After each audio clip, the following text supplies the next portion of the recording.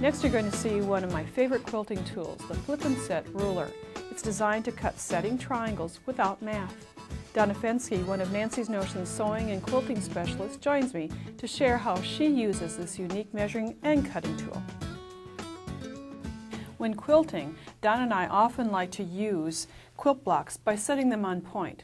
When doing this, you find that finishing the quilt, or table runner in this case, requires some set-in triangles. Right, and set-in triangles can be kind of challenging to figure out how to cut, and we have a great tool that takes the math out of it.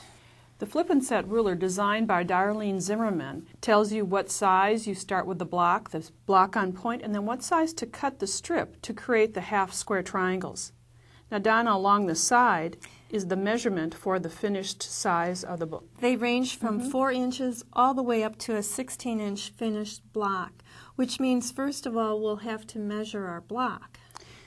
Now, our block, the blue patchwork blocks, happen to measure 10.5 inches. So yes, then we would go down the side of the Flip and Set ruler and find the 10-inch finished block setting.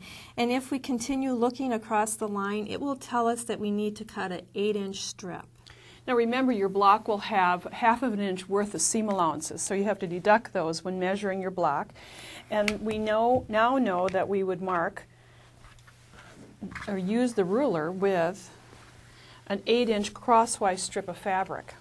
What's also very unique about the Flip and Set ruler, it is uniquely hinged. Yes. And so we simply open it up, and we're going to line the tip of our ruler on the cutting edge, and we're also going to find the 10-inch finished block section on our ruler and make sure that we're lining up straight across. And we're simply going to cut on both sides of the diagonal. And now we truly flip the ruler and cut another set-in block. And each time I'm aligning this block along the pre-cut edge and our finished block size. Simple as that. No math, just some quick marking, measuring along the edge. Now if you're kind of wondering how these half square triangles work into the design, we're just going to overlay from our finished table runner, which Donna made, the finished block and the triangles. We're simply starting with our block on point, and then we're going to place our set-in triangles. Normally we would, again, bring right sides together, so our 1/4 of an inch seam, but you can see kind of the instant result that will be accomplished. And it's always great to lay out your pattern first, because it's kind of confusing. If it is. And then, again, so your 1/4 inch seam, and again, you have your first pair of set-in blocks attached. Now, if we look at the very corners of this table runner, or if on your quilt, you'll find 1/4 scale triangles. Well, just cut one half square triangle and cut it in half. So what we have here is we just have our diagonal cuts of our original triangle, and we're simply going to, again, position them the way you'd like it to look when it's done.